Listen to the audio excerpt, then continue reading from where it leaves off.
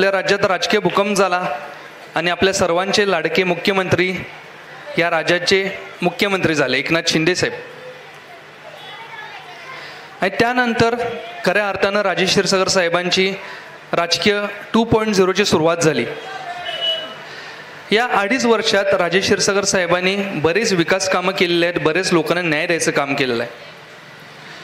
त्यामध्ये प्रामुख्यानं जो विषय असेल तो मागच्या महिन्याला झालेला तो म्हणजे 507 रोजंदारी कर्मचाऱ्यांचा. हे 507 रोजंदारी कर्मचारी 25 ते 30 वर्ष परमनंट होण्यासाठी झटत होते.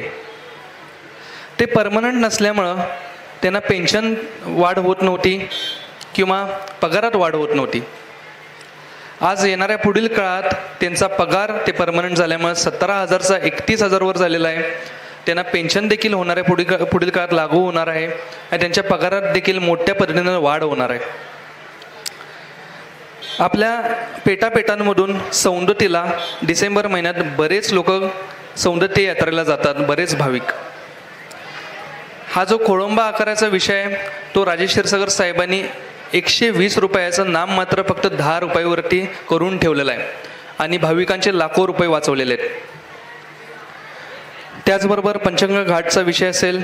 आज पंचगंगा घाटला झालेली रोषणाई बघून तेथील लोकांचं एक मत आहे की वाराणसीला गंगा नदी आहे, तिथं आल्यासारखा एक भास होतो. आजच दीपोत्सव होता, त्याचे व्हिडिओज आणि फोटोज आपण सर्वांनी बघितलेच असतील. अतिशय सुंदर आपला हा पंचगंगा घाट झालेला आहे. रंकाळ्याचा विषय असेल. रंकाळ्याला आज बरेच लोक रंकाळ्याचं काम बघून, रंकाळ्याचं बदललेलं स्वरूप बघून आनंदी झालेले आहेत. मरीन ड्राईव्हला लाजवेल असा हा आपला रंकाळा झालेला आहे. या होणाऱ्या गर्दीमुळं तेथील जे फेरीवाले आहेत त्यांचा रोजगार दुपट्टीनं वाढलेला आहे आणि या गोष्टीचा मला अभिमान आहे. त्याचबरोबर 2 महिन्यापूर्वी केशवराव भोसलेचा विषय असेल. केशवराव भोसले नाट्यगृह हे एक दुर्दैवी घटना तिथं घडली. मी आणि साहेब 3 वाजेपर्यंत तिथं उपस्थित होतो. साहेबांनी त्या रात्री मुख्यमंत्री एकनाथ शिंदे साहेबांना फोन लावला आणि पुढच्या दिवशी बोलून घेतलं. एकनाथ शिंदे साहेब इथं पुढच्या दिवशी आले आणि केशवराव भोसले नाट्यगृहाला 25 कोटी रुपयाचा निधी मंजूर करून गेले. आपला हा केशवराव भोसले नाट्यगृह देखील येणाऱ्या पुढील काळात एकदम चांगल्या पद्धतीनं त्याच स्वरूपात उभा होणार आहे. कन्व्हेन्शन सेंटरसाठी क्षीरसागर साहेबांनी चांगल्या पद्धतीने निधी मंजूर केलेला आहे. या कन्व्हेन्शन सेंटरमुळं राजाराम तलावला हा कन्व्हेन्शन सेंटरचा प्रोजेक्ट आहे, ती जागा येते. त्याच्या आजूबाजूला विमानतळ आहे, त्याचबरोबर शिवाजी युनिव्हर्सिटी आहे, त्याचबरोबर MIDCs आहेत. त्यामुळं हा प्रोजेक्ट या सर्व गोष्टींना एक चांगलं कनेक्टिव्हिटी देणार आहे. या कन्व्हेन्शन सेंटरमुळं बरेच युवकांना एक चांगला रोजगार मिळणार आहे.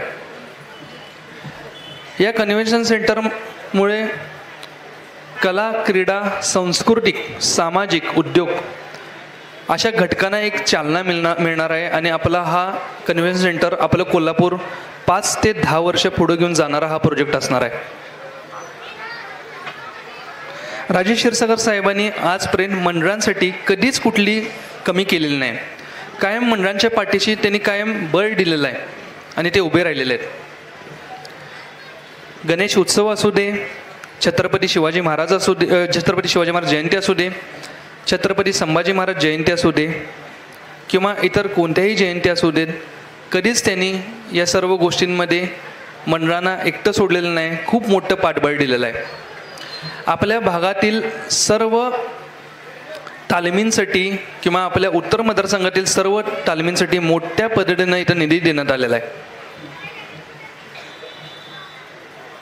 वैद्यकीय सेवा देखील राजेश क्षीरसागर साहेबांनी एकदम मोठ्या पद्धतीने इथं केलेली आहे. 25,000 ते 1,00,000 रुपयांचे चेक आमच्या शिवालय ऑफिसवरनं जवळपास दर आठवड्याला 3 ते 4 लोक येऊन घेऊन जातात. हजारो लोकांचे ऑपरेशन्स क्षीरसागर साहेबांनी मोफत मुंबईमध्ये केलेले आहेत. मागच्या वर्षी आपल्या बावड्यातले एक लाडके सरबतवाले कोरेदादा म्हणून त्यांचं नाव आहे, त्यांचा कन्येचं ऑपरेशन क्षीरसागर साहेबांनी मोफत केलेलं आहे. त्या ऑपरेशनचा खर्च 3,00,000 रुपये होता. मुंबईमध्ये देखील बरेच ऑपरेशन्स, बॉम्बे हॉस्पिटलला असो, त्याचबरोबर SRCC हॉस्पिटलला असो, त्याचबरोबर लीलावती, मंगेशकर हॉस्पिटल, या विविध हॉस्पिटल्सना राजेश क्षीरसागर साहेबांनी आजपर्यंत मोफत ऑपरेशन्स केलेले आहेत. आपल्या सर्व या उत्तर मतदारसंघात किंवा आपल्या भागात कधीच हॉस्पिटल्सच्या कोणत्याही कामांनिमित्त राजेश क्षीरसागर साहेबांनी कधी कमी केलेलं नाही आणि येणाऱ्या पुढील काळात कधी कमी करणार देखील नाही, याची मला खात्री आहे. आज मुख्यमंत्री साहेबांनी आपल्या या महाराष्ट्र राज्य सरकारसाठी खूप चांगल्या योजना राबवलेल्या आहेत. त्यामध्ये प्रामुख्यानं लाडकी बहीण योजना, या योजनेच्या माध्यमातून आज गरजू महिलाला 1500 रुपये मिळतात. येणाऱ्या पुढील काळात ते 600 रुपयानं वाढ होणार आहे आणि येणाऱ्या 29 नोव्हेंबरला 2100 रुपयाचा आपल्याला हप्ता असणार आहे. सर्व युवती ज्या आज ग्रॅज्युएशनला आहेत त्या सर्व युवतींसाठी फ्री एज्युकेशनचा निर्णय एकनाथ शिंदे साहेबांनी मोठा घेतलेला आहे. ज्या महिला STच्या माध्यमातून प्रवास करतात त्या सर्व महिलांसाठी 50% सवलत आज एकनाथ शिंदे साहेबांनी दिलेली आहे. येणाऱ्या पुढील काळात सर्व लोकांसाठी 30% लाईट बिलमध्ये सवलत हे राज्य सरकार हा मोठा निर्णय घेणार आहे आणि ते 2-3 दिवसापूर्वी या राज्य सरकारनं घोषणा केलेली आहे.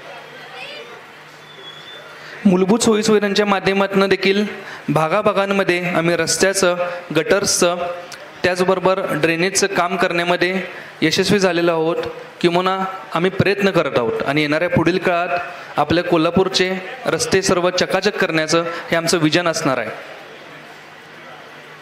मी देखील आज बरेच युवकांपर्यंत पोचलेलो आहे. माझं या मतदारसंघात युवकांचं खूप मोठं जाळं आहे. गेल्याच महिन्यात 1200 ते 1500 विद्यार्थ्यांना न्याय द्यायचं काम मी केलेलं आहे. ते विद्यार्थी इयर डाऊन झाले होते आणि त्यांचं इयर डाऊनपासून त्यांना कॅरी ऑन देण्यापासून प्रयत्न करून त्यांचं जे होणारं इयर डाऊन आहे ते मी वाचवलं. त्याचबरोबर या मतदारसंघात फुटबॉलचा देखील खूप मोठ्या पद्धतीने इन्फ्लुएन्स आहे. एक नामवंत फुटबॉल प्लेअर आहे, त्याला मी 2 ते 3 महिन्यापूर्वी महानगरपालिकेला एक चांगल्या नोकरीवर लावलं. त्याचबरोबर गेल्या आठवड्यात संतोष ट्रॉफीला आपल्या कोल्हापुरातून 3 जणं सिलेक्ट झाली. त्यामध्ये देखील मी आणि ऋतुराजांनी खूप मोठा प्रयत्न केला आणि त्यांचं सिलेक्शन करण्यात आम्हाला यश मिळालं. मी श्रीकांत शिंदे साहेबांचं या निमित्त मनपूर्वक आभार मानतो. येणाऱ्या पुढील काळात युवकांसाठी आमचं देखील एक विजन असणार आहे. आज आपल्या कोल्हापुरात IT कंपनीज येणं गरजेचं आहे. कोल्हापुरात आज IT कंपनी आहेत, एकदम चांगल्या पद्धतीने ते सुरू आहेत, पण MNC कंपनीज जर आल्या तर या सर्व युवकांना एक चांगलं पाठबळ मिळेल आणि माझा येणाऱ्या पुढील काळात त्यासाठी प्रयत्न आहे. त्याचबरोबर फुटबॉलचं एक्सपान्शन करण्याचा देखील माझा येणाऱ्या पुढील काळात प्रयत्न आहे. आपला फुटबॉलचा खूप मोठा इन्फ्लुएन्स आहे या पेटांमध्ये. आपलं फुटबॉल कसं पुढं जाईल यासाठी आमच्या सगळ्यांचं एक प्रयत्न असणार आहे. या सगळ्या पॉझिटिव्हिटीला घेऊन, सर्व विकास कामांना घेऊन आम्ही पुढे जात आहोत. आमचे विरोधक आमच्यावरती टीका टिप्पणी करत आहेत. त्यांना बोलायसाठी कोणतेही मुद्दे नाही आहेत. आमच्याकडे देखील त्यांचे बरेच निगेटिव्ह व्हिडिओज आहेत, निगेटिव्ह फोटोज आहेत, पण आम्हाला ही निवडणूक पॉझिटिव्हिटीच्या माध्यमातून लढवायची आहे आणि आपल्या सर्वांच्या साथीनं आणि आशीर्वादाने जिंकायचे आहे. येणाऱ्या पुढील काळात AIच्या माध्यमातून बरेच फेक व्हिडिओज, फोटोज आपल्यापर्यंत पोचवण्यात येतील, पण आपण कुणीही या सर्व प्रकाराला बळी पडू नये. या अपप्रचाराला आपण तिथल्या तिथं तोडून काढावे. क्षीरसागर साहेबांचं 2 नंबरचं बटन आहे, धनुष्यबाण त्यांचं चिन्ह आहे. आपण सर्वांनी मतांरूपे आम्हाला आशीर्वाद द्यावा आणि येणाऱ्या पुढील काळात आपलं मतदान वाया जाणार नाही ही आम्ही जबाबदारी घेऊन काम करेन आणि आपल्याला त्याची पुढील काळात प्रचिती देखील होईल.